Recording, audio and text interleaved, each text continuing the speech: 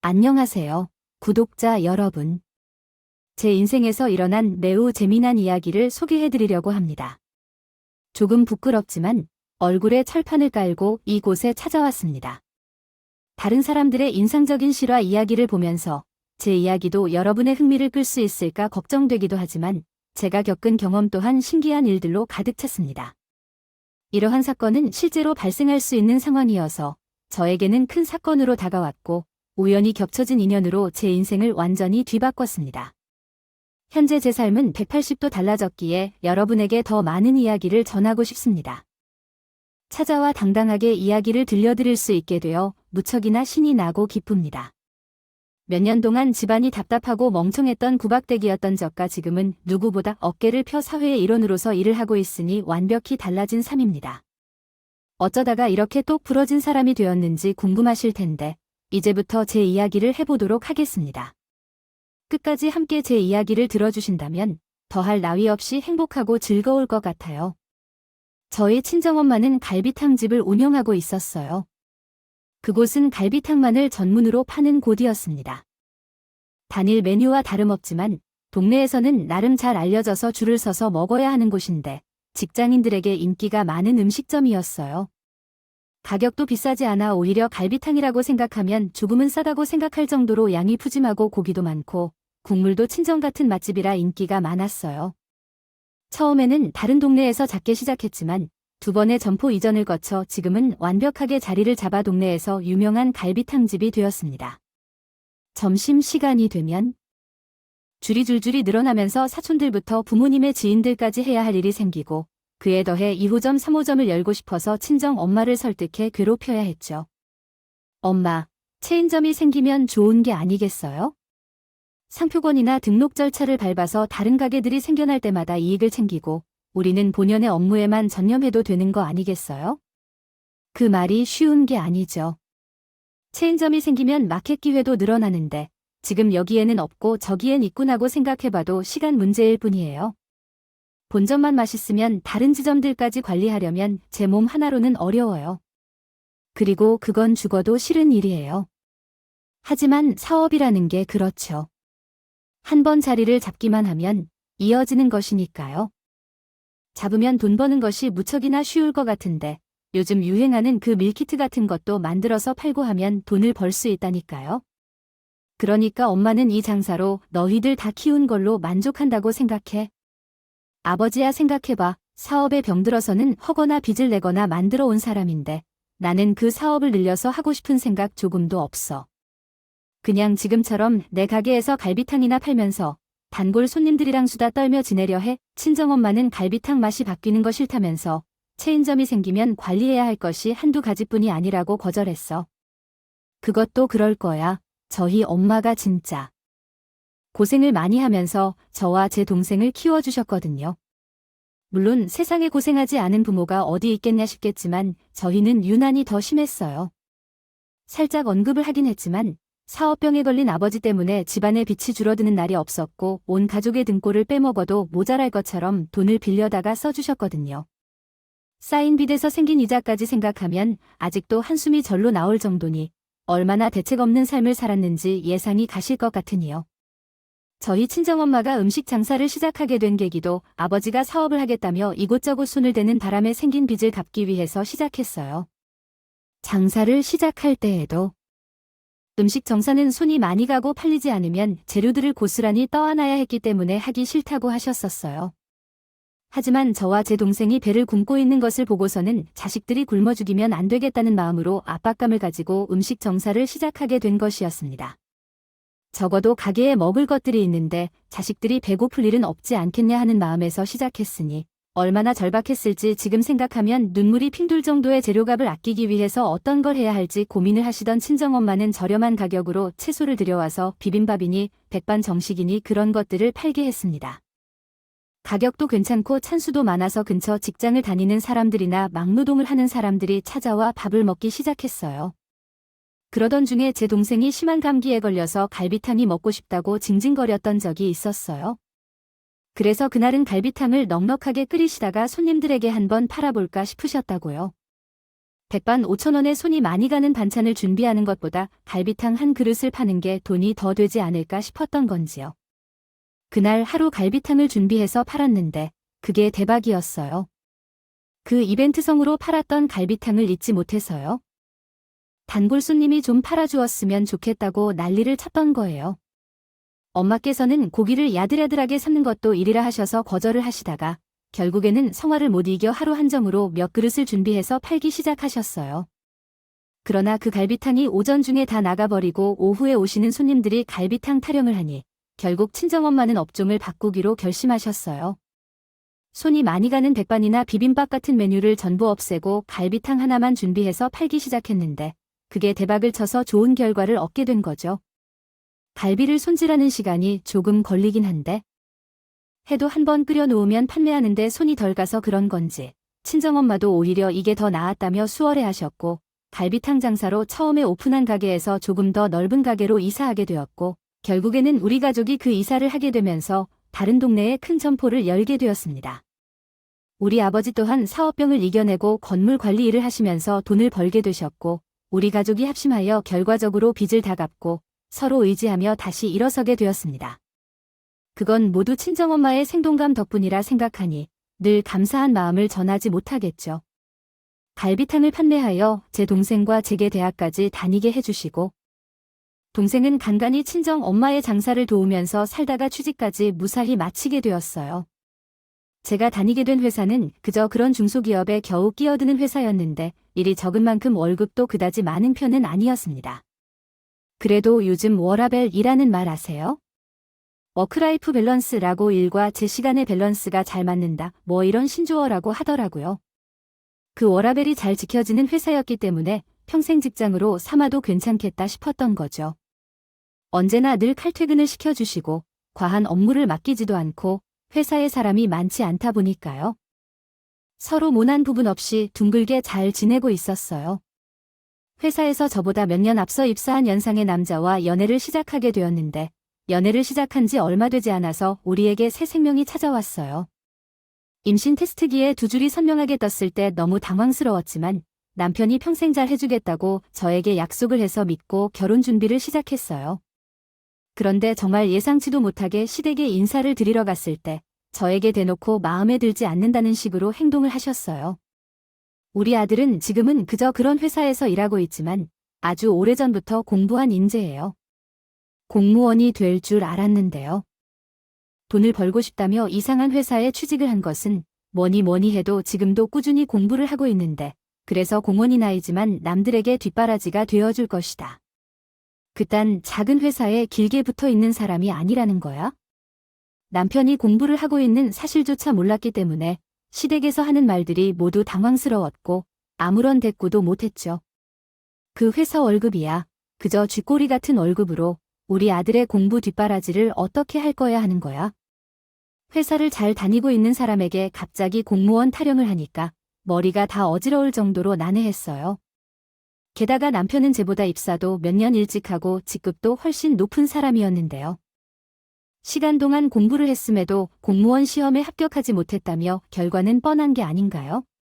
남편이 저에게 공부를 하고 있다는 말이라든가 아니면 공부하는 모습이라도 보여줬더라면 믿었을 텐데 전 터무니없는 소리라 생각해서 남편을 쓱 쳐다봤어요. 그러니 남편도 땀을 뻘뻘 흘리면서 어떻게 이 난간을 피해갈 수 있을까 하는 얼굴로 눈알을 굴리고 있더라고요. 우리 아들이 중학교 때 공부를 엄청나게 잘했었다. 전교에서 상위권 성적을 받으면서 환해서 반장도 했다 이 말이야? 중학교 때는 공부를 곧잘 했던 남편이 고등학교에 들어가면서 학급 수준이 높아지니까 잘 못 따라가고 있는 것 같아요. 결국에는 그냥 그런 성적에서 멈춘 사람이었어요. 시댁에서는 공부를 원래 잘했던 아이였기 때문에 마음만 먹으면 다시 전교 상위권 성적에 안착할 수 있다고 믿었던 겁니다. 나라의 녹봉을 먹고도 남을 인재니까 공부만 마음을 다잡고 하면 된다고 생각했어요. 학교를 졸업한 지 10주년이 흘러도 굳게 믿고 있는 현실 도피형 사람들이었죠. 왜 이렇게나 남편이 공무원이 되는 것에 집착하는지 궁금했지만 나중에 들어보니까 시댁의 사정도 참 낙하는 하는구나. 남편의 여동생 즉 시누이는 얼굴은 참 예쁘게 생겼는데 전문대를 졸업하여 적절한 직장도 찾지 못하고 개인 SNS에 중독된 듯이 허영심이 가득한 여자였어요. 시부모님도 직업이 없어서 그간 벌어들인 돈을 소비하며 살아가는 사람들이었기에 미래에 대해 조마조마했을 것입니다. 노후 준비를 제대로 하지 못한 사람들이었는데 얘기를 듣다 보니 우리 집과 비슷한 부분이 있었어요. 시아버지도 사업병에 걸린 분이셨습니다. 제가 나중엔 그런 사업에 뛰어들지 않겠지만 사업 이야기가 나오자마자 시아버지 표정이 언짢아 보였어요. 그래도 우리 집과 다른 점은요. 시아버지의 사업이 어느 정도 성공하여 돈을 모으던 중에 문어발식으로 사업을 확장하던 중에 본인까지 타격을 입은 적이 있었습니다. 그러나 진작에 벌어둔 돈이 꽤 많았다고 하더군요. 시부모님 두 분이서는 그 돈으로 생활하는데 큰 어려움이 없었지만 우리 집과는 상황이 다른 점이었죠. 시부모님이 가지고 계신 돈을 까먹고 사는 집이라고 하셨지만 저희는 마당이 있는 2층 집에서 살았고 직업이 없는 딸도 품고 생활해야 했기 때문에 노후를 위해 어느 정도는 하나쯤 쓰고는 하겠다는 생각을 가졌었습니다. 나중에 거의 우연히 알게 된 사실인데 시누나가 어느 날 SNS 중독자처럼 사진을 찍었다고 합니다. 개인 사이트에 게재해 두었었는데 그것이 모두 돈이 되는 일이었어요. 협찬과 같은 것도 받았고 광고도 했던 SNS 인플루언서 같은 활동을 했다고 해요. 용돈을 벌기에 꽤 도움이 되었다고 했지만 여전히 번듯한 직장을 다니는 것보다는 못하겠지만 본인이 만족하면서 산다는 데에는 의의가 있다고 생각해요. 그래서 저는 그렇다고 생각하고 지냈어요. 시댁의 반대를 이겨내고 남편과 함께 결혼을 서둘러 했고 시댁에서 어떻게든 얻어온 신혼집에서 살았어요. 번듯한 아파트는 바라지 않았지만 건축된 지 40년 넘은 쓰러져가는 빌라에서부터 시작하여 생활을 이어갔어요. 신혼생활을 하게 된 것이 조금씩 현실로 다가와서 적응하기 힘들었어요. 그래도 대출 없이 살 수 있다는 것 자체가 큰 축복이라서 남편과 함께 그것을 감사했고 부부 생활을 시작하게 되었습니다. 그런데 빌라 한 채를 전세로 얻어준 시댁에서는 사사건건 11일을 걸고 다니는 게 아니겠나요? 집을 주었다는 이유로 하루가 며칠인지 상관하지 않고 저를 부르며 김치 좀 해봐라, 음식 좀 해봐라, 존맛을 보여주라 하면서 시키는 거예요. 제가 임신 중이었던 걸요. 배는 점점 커지고 몸뚱아리 하나 움직이는 것도 힘들어져서요. 죽겠는데 시댁까지 기어이 불러내서 일을 시키니 배가 뭉쳐서 힘들었어요. 제가 임신 7개월 때까지도 시댁에 굴러가서 일을 하는데 어느 날은 저에게 제사 음식을 만들으라고 시키더군요.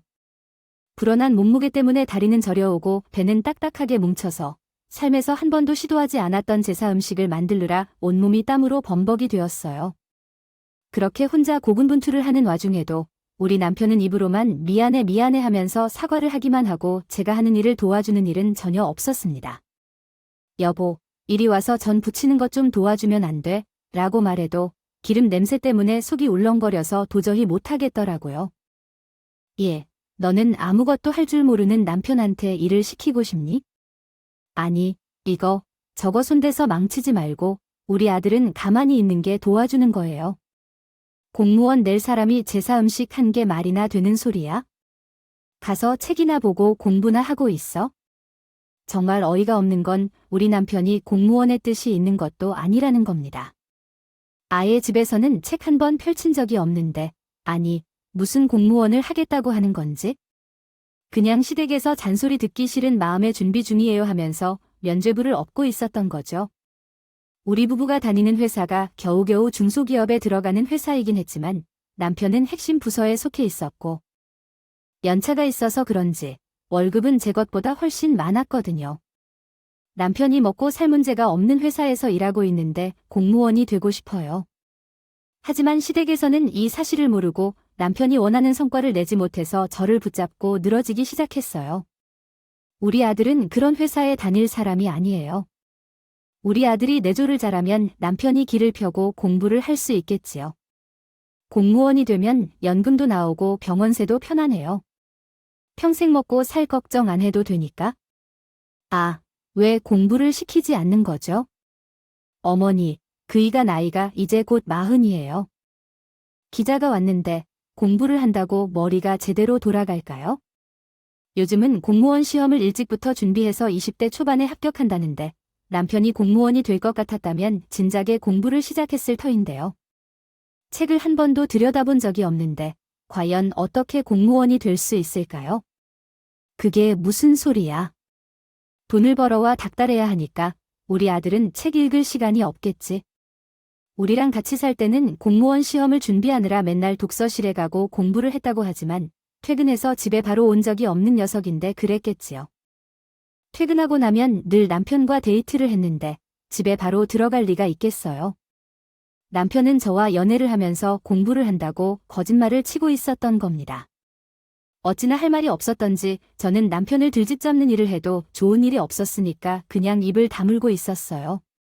제가 뭐 이런 변명을 하지 않으니 시댁에서는 저를 불러내서도 전화를 해서도 계속해서 잔소리를 했어요. 스트레스만큼 임산부에게 나쁜 것도 없다던데 10개월을 품어야 할 아이가 8개월 좀 넘어서 조산으로 태어나게 되었습니다. 태어날 때 미성숙한 상태로 태어난 아이였기 때문입니다. 인큐베이터에 들어간 후 남편과 함께 갑작스럽게 발생한 막대한 병원비를 대여 힘들게 야근하여야 했어요. 도대체 임산부가 무슨 이유로 돌아다녔길래 아이가 일찍 태어나서 입원 중이라는 우리 가문에는 이런 경우가 없었죠. 모자란 애를 낳아도 유분수지 2달이나 아이를 일찍 낳는 것은 말이 되지 않는다고 생각했어요. 아이고, 속이 터져 그때부터 지옥 같은 시집살이를 견뎌내야만 했어요. 그 전까지는 제사를 지내거나 김장을 하자고 전부 다 제철이 아니었던 것 같아요. 시댁에 불러내서 손님들이 오기로 했다면서 음식을 차려달라고 하더니 때는 어쩔 줄을 몰랐어요. 손질되지 않은 재료들을 늘어놓는 일은 매주 있었던 것만큼 다름없었어요. 제가 음식을 빨리빨리 하는 재능이 없었거든요. 당연하지요. 갓난 아기를 키우면서 음식을 만들려는데 애가 우쭐거려 난리를 치죠. 시어머니가 아기를 돌보는 것도 아니고 밥을 달라고 오는 아기를 들쳤고 음식을 만드는 게 쉬운 일일까요? 음식을 만들기만 하는 게 아니라 아기를 젖을 먹이고 기저귀를 갈아주고 하는 일들을 하니 시어머니가 제게 또 구박을 했다고 하더라고요. 그러한 식으로 하다 보니 손님들이 오기 전에 음식을 다 마무리할 수 있을까요? 손님들이 다 집에 간 후에야 음식을 내올 거예요. 너희 집은 무슨 음식점을 하는 거지? 애가 손이 빠른 것도 아니고 맛이 있는 것도 아니라고. 아휴, 답답하다. 죽겠어. 넌 도대체 뭘 잘해? 구박을 견뎌내고 음식을 최대한 잘 차려놨더니 시어머니가 맛을 보고 못 먹을 맛이라고 하더라고요. 손님들이 오자마자 외식을 해야 한다며 밖으로 끌고 나가더라고요. 정말 서러워서 시댁 구석에 앉아서 잠든 아이를 안고 울었을지 몰라요. 더욱 화가 나는 건 결혼한 지 3년 차가 되었을 때 시아버지가 살짝 손을 대던 사업이 술술 풀리면서 시댁에 다시 생겨나기 시작한 거야. 억울해 죽겠어. 돈 소리가 들려서 굴러 들어온 것 같아요. 돈이 생겨서 시댁에 가게 될 때 시부모님은 더욱 비판적이게 느끼실 거예요. 아들이 좋은 집에 시집가게 됐을 텐데 남겠다는 생각이 들어서 억울해요. 남편은 참으면 상황을 회피할 수 있다며 저를 단순히 넘기려 하고 있어요. 이런 상황에서 피가 말라서 죽을 것 같아요. 시부모님께서 구박하지 않도록 조금이라도 이해해 주셨으면 좋겠어요. 시댁에 갈 때마다 심장이 쿵쾅거리고 뛰면서 정신이 조금만 차려도 아무런 피해가 없잖아요. 나중에는 그 유산을 받지 않을 거예요. 우리 부모님의 재산이 계속 쌓이고 있으니 여기서 포기할 수 없잖아요. 당신이 한 귀로 듣고 한 귀로 흘릴 순 있는데 우리 아이를 봐서라도 조금 참아야 해요. 남편조차도 제 편을 들어주지 않는데 제가 어디서 이 우울함을 털어낼 수 있었겠어요. 그저 마음의 짐을 안고 하루하루 버티는 일밖에는 못했어요. 그런데 와중에 우리 철없는 신우가 갑자기 무슨 바람이 불었는지는 모르겠지만 취직을 하고 싶다고 하네요. 부모님께 학원에 가게 해달라고 했어요. 홈쇼핑에서 상품을 판매하는 쇼호스트란 직업이 있잖아요.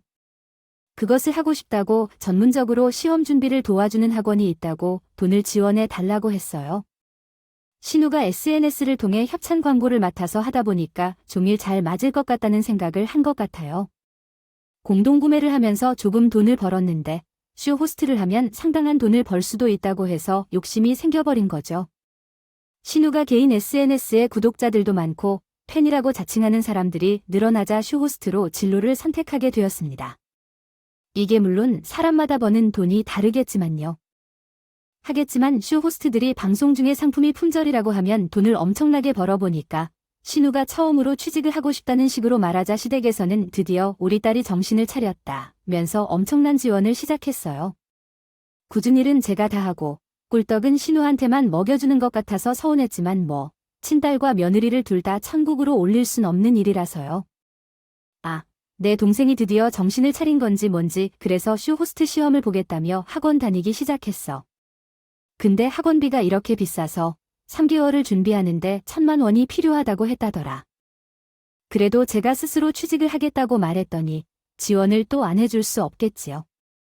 돈이 없다면서 우리 아이 기저귀 값 한 번 보태준 적 없던 시댁에서 1,000만 원을 떡하니 신우이에게 지원해줬다고 하니 입이 대빨 나오는 건 어쩔 수 없는 일이라고요.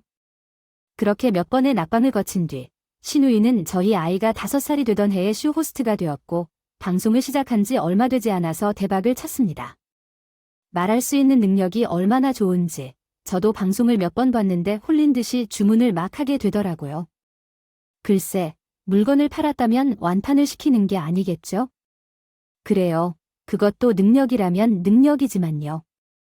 정말 우리 신우의 천재적인 모습에는 정말 감탄할 수밖에 없었어요. 얼굴에 철판을 딱 붙이고 물건을 팔기까지 하는 모습은 정말 대단했죠.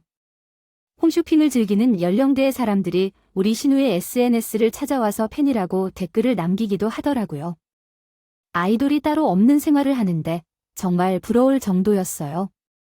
물건을 들고 오면 방송을 하기도 하고 우리 신우가 홍보하는 제품은 다 좋다고 해서 마구마구 팔리는데 연봉은 날이 갈수록 높아진다더라고요.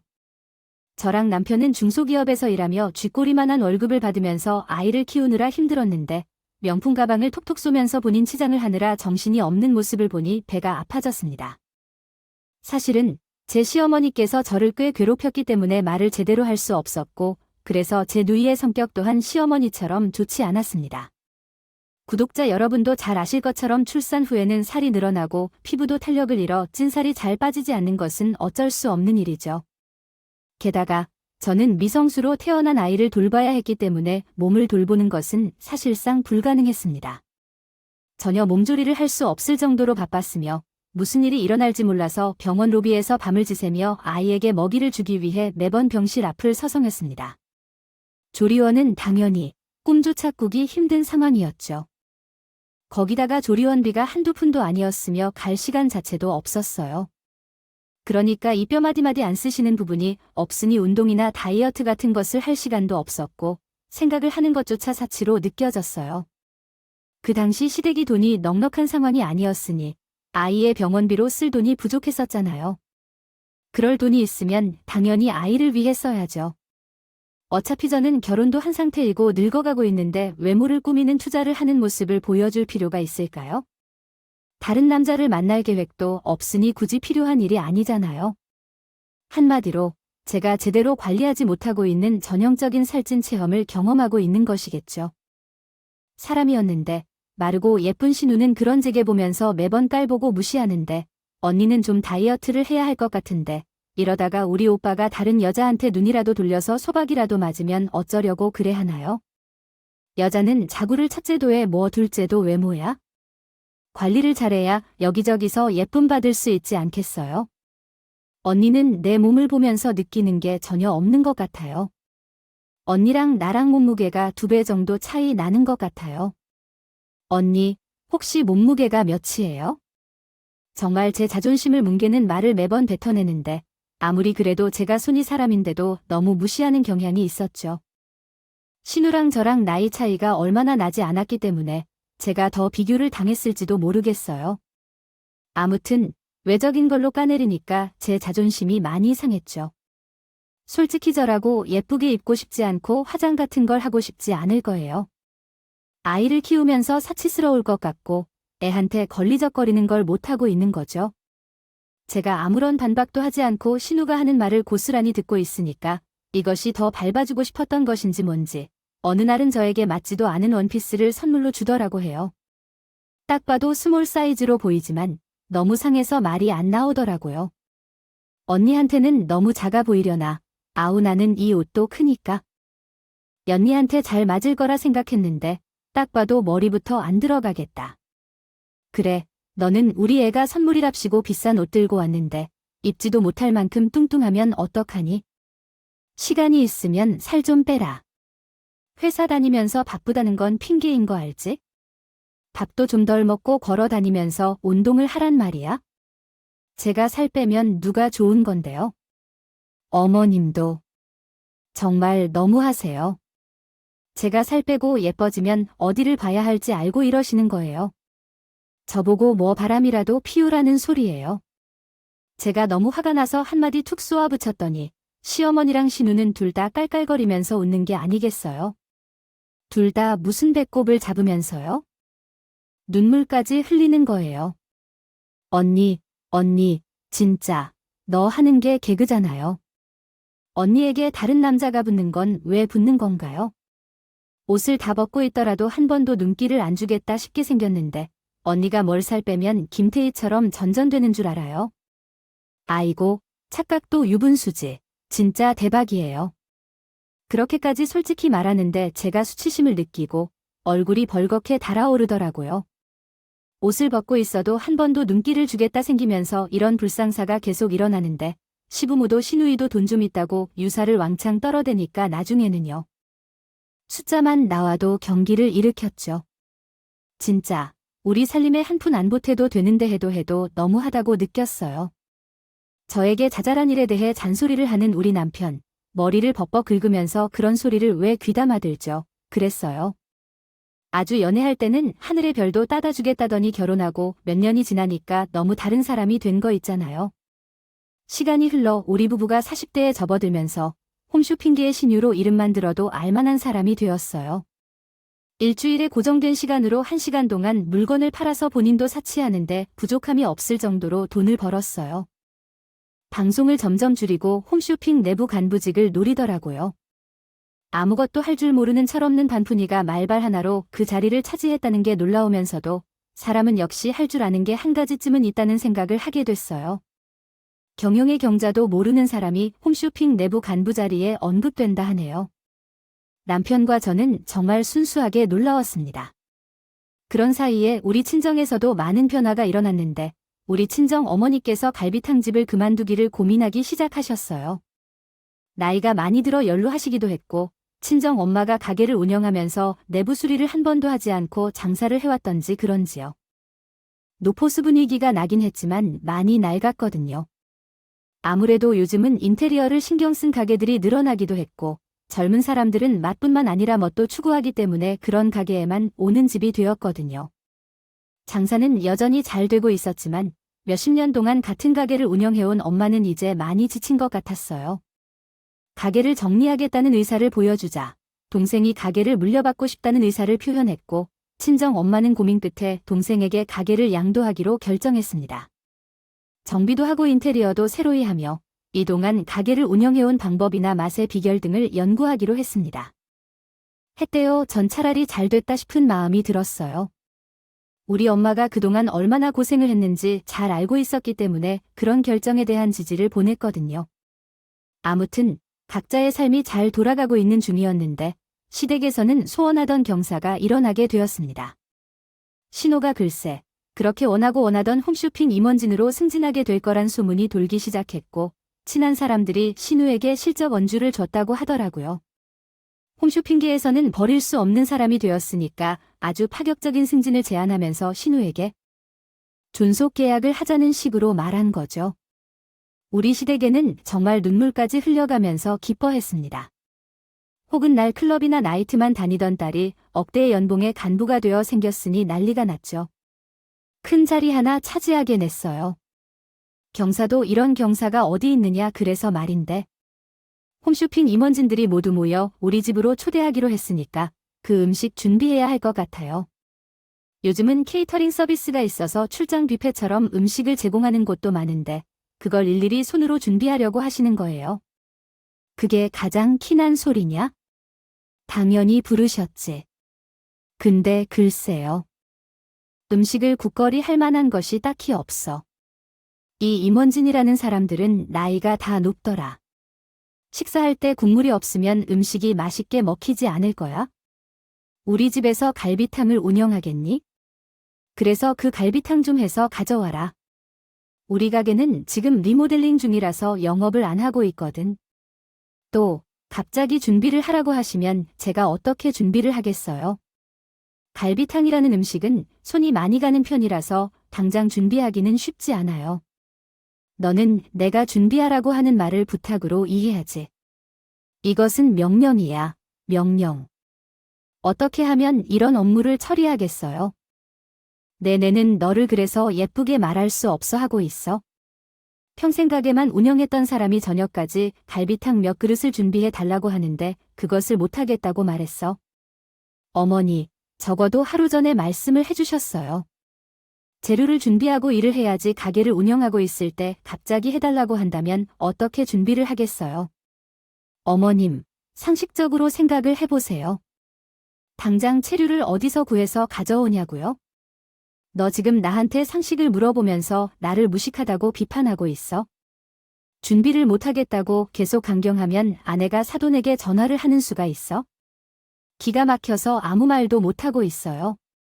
시어머니는 일부러 저를 보며 우습게 대하고 계시네요. 친정 엄마에게 전화를 걸어야 해요. 사돈, 우리 딸이 이번에 홈쇼핑 임원으로 승진했다는 걸 아시죠? 그건 귀한 자리잖아요. 그래서 오늘 홈쇼핑 간부들을 집으로 초대했어요. 하지만 음식을 준비하다 보니 국거리가 없어서 그래서 따끈한 갈비탕 하나 있으면 좋을 것 같아서 친정 엄마께 전화를 했어요.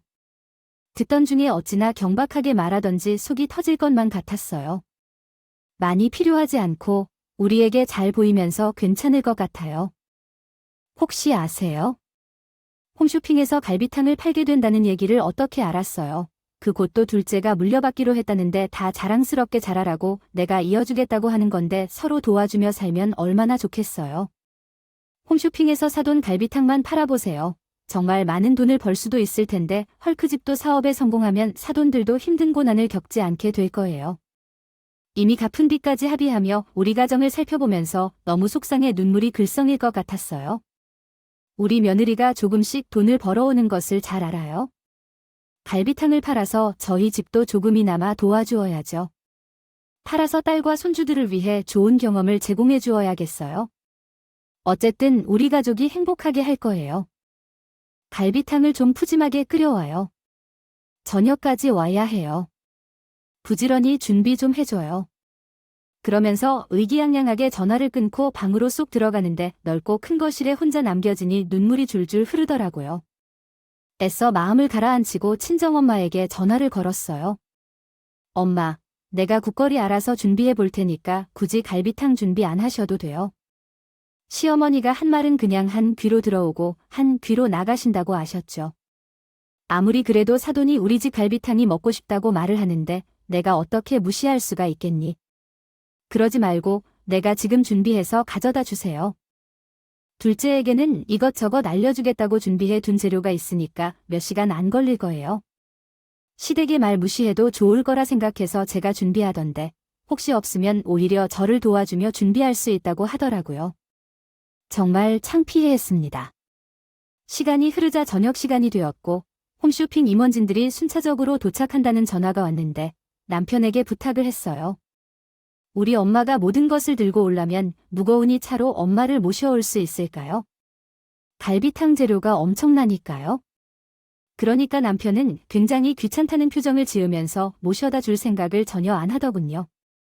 화가 나서 저도 큰 소리를 내며 남편에게 잔소리를 퍼부었습니다. 내가 매번 부탁을 하는 것도 아니고 당신한테 처음으로 하는 부탁이야.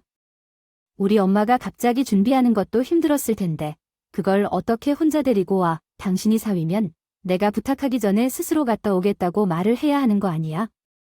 거리가 많이 먼 것도 아닌데 그게 그렇게 귀찮아. 운전만 하면 되잖아. 아니, 내가 뭐 할 일이 없는 것도 아니고. 그러니까 당신이 미리미리 면허를 좀 놔뒀으면 이렇게 싸울 일도 없었잖아. 그게 지금 상황에서 할 소리야. 다른 것도 아니고. 당신 동생. 승진을 축하하기 위해 갈비탕을 몇십 인분 만들어 가는데 이런 일에 도와주러 갈 수도 없다는 말이 되나 하고요. 우리 엄마는 더운 날에 땀을 흘리며 준비를 했을 텐데 정말로 해도 너무하는 게 아니에요. 큰 소리로 싸우고 있는데 언제 왔는지 모를 조카가 8장을 아주 딱 들고 한마디 거들더라고 해요. 갈비탕을 약간 가져온다고 언니가 너무 유세를 하는 거야? 언니가 이런 걸 하는 게 무서워서 부탁이나 할 거야? 오빠가 가져와도 더 소요 시간이 많이 들어. 택시비를 챙겨드릴 테니까 택시를 타고 오세요. 설마 언니는 택시비가 없어서 오빠한테 맡겨오라는 거 아니죠? 그렇게 이야기하고 있지만요. 이렇게 고쳤을 수 있습니다. 정말 시누이 뺨 한 대 세차게 갈겼으면 좋겠다 싶더라고요. 제가 설마 우리 친정엄마에게 택시비 몇 푼이 아까워서 그랬겠습니까? 아무리 그래도 사위가 직접 데리러 가는 거랑 택시를 타고 오는 거랑은 마음에서부터 차이가 나니까 하는 말인 거죠. 부들부들 떨고 있는데 분위기가 심상치 않다는 걸 느낀 건지 뭔지 시누랑 시모가 합세해서는 남편한테 이거저거 쓰잘데기 없는 일을 시키기 시작하더라고요. 남편이 놀고 있으면 저희 어머니 모시러 가야 할 것처럼 느낀 건지. 정말 아들 사랑이 아주 대단하지 않습니까? 황당하더라고요. 아들아, 멀뚱멀뚱 서 있지 말고 엄마 좀 도와줄래? 근처 마트에 가서 휴지 좀 사와. 휴지가 똑 떨어졌지 뭐야? 그리고 오는 길에 간식거리도 좀 사오고 식사 후에 먹을 빵 같은 것이 있잖아. 우리 아들이 먹고 싶은 빵도 콜라도 오도록 하고. 그러자 남편이 이때다 싶었는지 바로 지갑을 들고 튀어나가더라고요. 저는 어쩔 수 없이 택시를 불러서 친정엄마를 모시고 오실 수 있게 예약을 잡았어요. 한 40분쯤 시간이 흐르자 친정엄마로부터 도착했다는 연락이 왔고 제가 서둘러서 시댁 입구에 나가니 커다란 들통을 낑낑거리면서 들고 있었어요. 오시시다고 해도 갈비탕을 얼마나 많이 준비하셨는지 곰탕을 끓이는 큰 소치가 넘치도록 준비를 하신 모습을 보니 눈물이 다시 한번 핑 돌았습니다. 한여름의 땀을 삐질삐질 흘리면서 준비를 한 것도 모자라 시댁까지 직접 들고 오시니 제가 참 민망할 것 같습니다. 시댁 마당까지 엄마와 함께 힘들게 들고 올라온 이 시어머니가 화를 내며 논다면 여전히 따뜻하고 무엇이 그런가 해도 갈비탕에는 왜 국물만 있고 갈비 등이 안 보이는지 우리 가족이 먹을 갈비탕을 만들었는데 낙지를 덜 넣었어요. 시어머니가 갈비탕 소뚜껑을 열어보자 인상을 짓는 것처럼 쏘아붙이셨습니다. 말하고 있습니다. 국물만을 자작하여 한 말씨를 하는데 상식적으로 갈비는 무겁기 때문에 바닥에 다 가라앉아 있지 않겠습니까? 그러면서 왜 기름기가 이렇게 많은지, 파를 썰었는지, 당면도 준비했느냐면서 좋은 태도로 말하지만 기가 차다. 우리 친정집의 갈비탕이 얼마나 유명한 갈비탕인데 판매자가 애를 쓰는 것인지 이해가 가지 않았습니다. 친정어머니도 시어머니에게 트집을 잡아 당황해 아무 말도 못하고 있는데 갑자기 시어머니가 돌발적으로 충격을 주며 손가락을 쥐고 너 먹어보는 게 아니겠어요? 당신과 친정어머니 모두가 겁을 먹었습니다. 위생의 개념이 없어도 이렇게까지 하다니. 그 도시락 한가운데 손가락을 찍어서 먹어볼 생각을 하냐? 이거 좀 밍밍한 맛이 나니 이상한 것 같은데. 여름에 그냥 들고 오면 안 되는 거 아니야? 못하고 왔어요.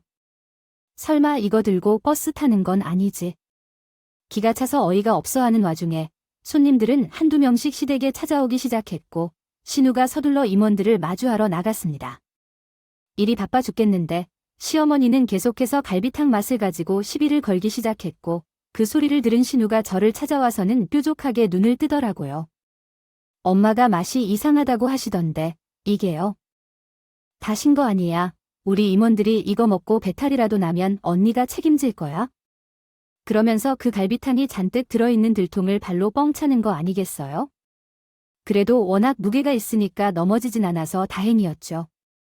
제가 안도의 한숨을 쉬니까 시어머니가 저를 의미심장하게 보더니 팔짱을 끼더라고요.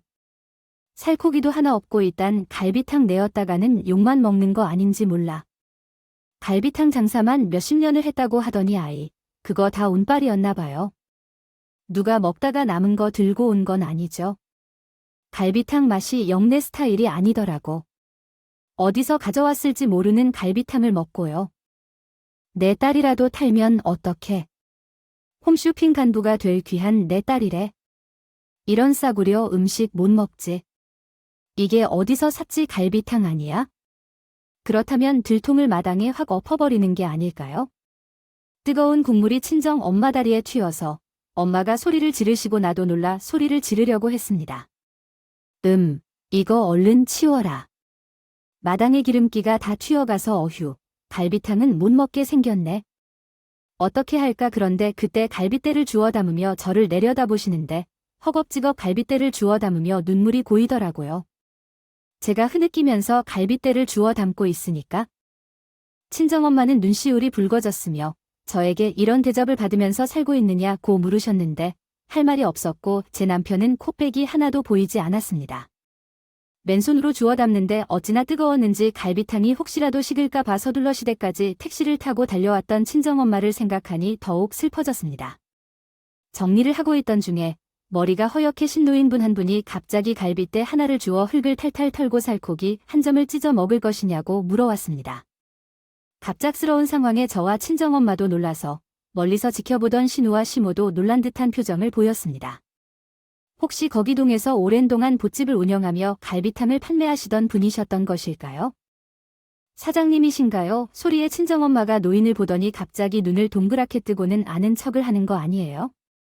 순간 신우가 가식적인 웃음을 띠고 다가와 말을 걸더라고요. 아니, 아오, 이사님, 저희 사돈 어른 알고 계세요? 어머어머, 이런 우연이 다 있나. 저희 가족분이랑 인연이 있으시구나. 그 이사라는 노인이 갑자기 신우를 확 째려보면서 했습니다. 음식 귀한 줄도 모르고, 이걸 다 엎어버리면 어떻게 하라는 거야? 이렇게 귀한 음식을 대접할 줄 모르는 사람이랑은 사귀지도 않아. 아니, 그게 무슨 말씀이세요? 저도 음식이 귀한 거 잘 알고 있죠. 제가 아픈 거 아니에요. 이틀 동안 통해. 어느 날 무작정 사운을 뒤집어 놓겠다고. 그래, 제가 발로 찼을 때에 그 자리를 저 멀리서 다시 봤어요. 갈비탕이 얼마나 보약인데 그걸 모르고 있어서 정말 안타까운 일이에요. 상황이 어떻게 전개되고 있는지 몰라서 제 눈동자만 굴리고 있었습니다.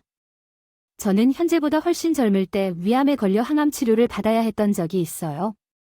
그 당시 고기 국물이 너무 땡겨서 맛집이라는 곳을 여러 곳을 돌아다녔는데 그 고기 위에 떠있는 기름 때문인지 아닌지 속이 울렁거려 갈비탕을 제대로 즐기지 못했답니다.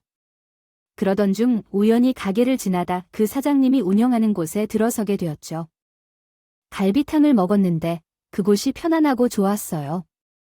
그 이후에도 여러 번 갈비탕을 먹으러 찾아갔지만 그때마다 다 팔렸다고 해서 먹지 못했어요. 제가 위암 환자라고 하니 그 이후로는 제 몫의 갈비탕을 따로 주셨어요. 나중에 치료가 끝났는데 기력을 찾아 다시 가보니 가게가 없어진 걸 알았어요. 갈빗대에 통으로 붙은 살코기를 보니 혹시나 해서 맛을 보았는데 그때의 맛이 떠올라요. 저희 친정 엄마의 손을 꼭 잡아주시며 감사의 말씀을 드리고 싶어요. 갈비 맛을 보니 그때의 기억이 떠오르는군요. 덕분에 항암 치료를 받는 동안 든든하게 버틸 수 있었던 것 같아요. 갑자기 받게 되어 몇 달 동안 방문하지 못했는데 그 뒤로 가게를 이전하셨다는 소식을 들었습니다. 아이고, 아닙니다. 몸 관리를 잘 하셨기 때문에 여태까지 버티실 수 있었던 거예요. 완치를 하셨다니 다행입니다. 훈훈한 분위기 속에서 우리 신우랑 시모는 갑자기 벌어진 일에 어쩔 줄 모르고 좌불안석으로 발만 동동 구르고 있었어요. 뒤늦게 나타난 남편은 빵 많이 사왔다고 봉투를 흔들면서 자랑을 하는데 어찌나 모질이처럼 보이던지요. 그때나 지금이나 갈비탕 사업을 제안하고 싶었는데 제 삶이 불안해서 제대로 제안한 적이 없었습니다. 갈비탕 사업을 한번 크게 벌리실 생각이 없습니까? 우리는 홈쇼핑에서 단독으로 판매를 하고 싶은데 저도 이제 나이가 많이 들어서 가게를 자식들에게 물려주려고 합니다. 아직 손맛이 많이 부족하기 때문에 여러 시행착오를 겪어야 할 것 같아요. 이런 시기에 사업을 벌였다가 쫄딱 망해버릴지도 모르니 지금은 시기상조인 듯 싶습니다. 정말로 아쉬운데요. 하지만 아직 시간이 넉넉하니 천천히 맛을 찾아가면서 같이 상품을 브랜드화시킬 방법을 찾는 것도 나쁘지 않을 것 같습니다. 이사님께서 진심으로 아쉬워하시는 와중에 신우와 시모는 땀을 흘리며 어쩔 줄 몰라 했어요. 추대받았던 손님들이 전부 몰려와서는 바닥에 버려진 갈비탕을 보고는 아깝다며 한마디씩 하기 시작했어요.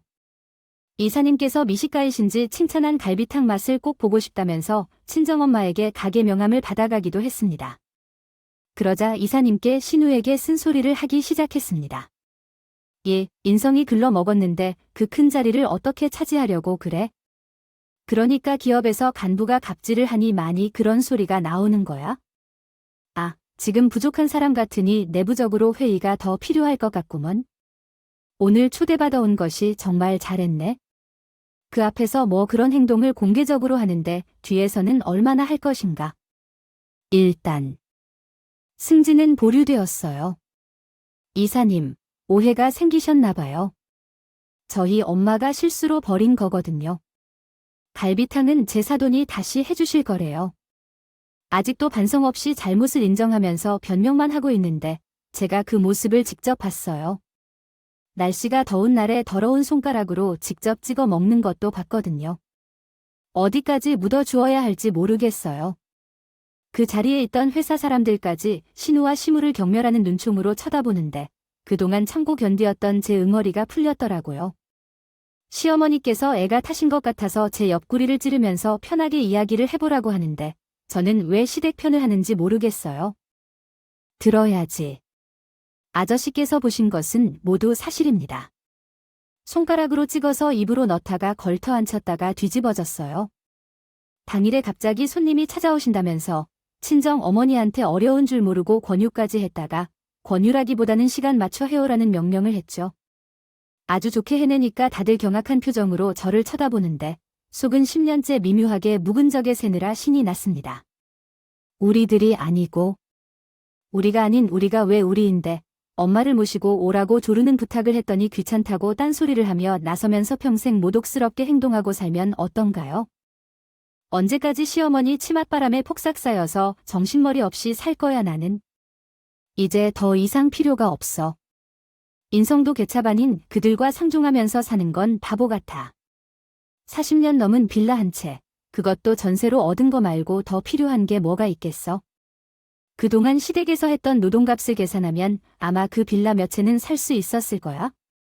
이사님께서 좋은 제안도 해주셨으니 엄마 손맛을 더 연구해 홈쇼핑에 진출해서 동생처럼 떼돈 벌면서 살 거야.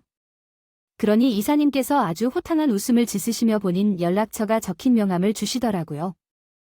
아무리 오래 걸리더라도 함께 좋은 상품을 만들어 보자고 하셨으니. 내가 시간이 이렇게나 흘렀음에도 그 갈비탕 맛을 잊지는 못해 저는 이사님께 감사하다는 인사를 드리고 친정엄마의 손을 잡고 시댁을 나오려는데 제 뒤통수에 손을 대고 남편이 소리를 질렀어요.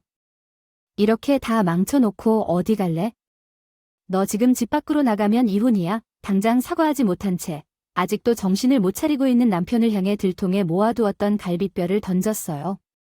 이마에 갈비뼈가 맞은 것 같다고 아파하며 주저앉았어요. 친정엄마는 제가 잘한 것이라며 등을 토닥여 주셨고 그때로 친정으로 들어가 남편과 시댁의 연락처를 모두 차단했습니다. 퇴출된 후 당연히 이혼 소송 절차를 밟았고 가진 재산이 거의 없어서 재산 분할로 얻을 게 별로 없었습니다. 아이가 어려워서 제가 키우기로 결정했고 양육비는 꾸준히 받기로 했습니다. 그 후 3년이 지난 지금 우리 아이는 초등학교를 다니고 있으며 제 동생과 함께 친정 엄마의 갈비탕집을 상속받게 되었습니다. 동생은 본점에서 사장을 맡고 있고 저는 근처에 2호점을 오픈하여 운영하고 있습니다. 3년 동안의 노력 끝에 이번에 우리도 자체 상품을 만들어서 마침내 얻었습니다. 홈쇼핑의 갈비탕 패키지가 판매될 예정입니다. 상호는 밝힐 수 없지만 조만간 홈쇼핑에서 단독으로 입점될 것 같으니 만약 지나가다 보이면 하나씩 구매해 주시면 감사하겠습니다. 앞으로는 저도 당당한 워킹맘으로 저희 아이를 반듯하게 잘 키워내면서 살아보려고 합니다. 제 화창한 앞날을 함께 응원해 주셨으면 좋겠고 제 인생 이야기를 끝까지 들어주신 여러분들께 감사합니다.